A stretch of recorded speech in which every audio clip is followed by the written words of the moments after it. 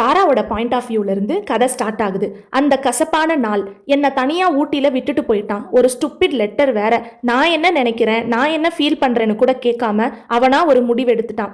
அந்த விஷயங்களை நான் மறக்க நினைக்கிறேன். அவனையும் தான். அவனை ரொம்ப வெறுக்கிறேன். ஐ ஹேட் ஹிம் ஸோ மச். தாராவோட ஃபேஸில் சூரிய ஒளி பட்டதும் அவள் கண் முழிக்கிறா. பக்கத்தில் பார்க்குறா, கௌஷி படுத்துட்டு இருக்கா.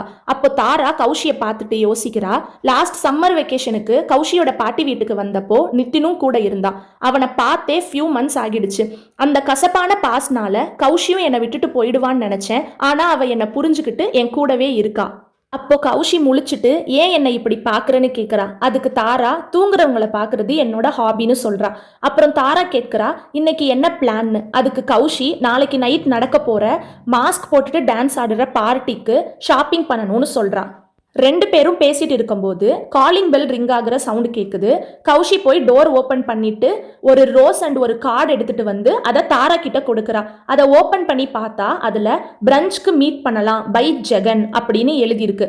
அதை பார்த்துட்டு தாரா சிரிக்கிறா.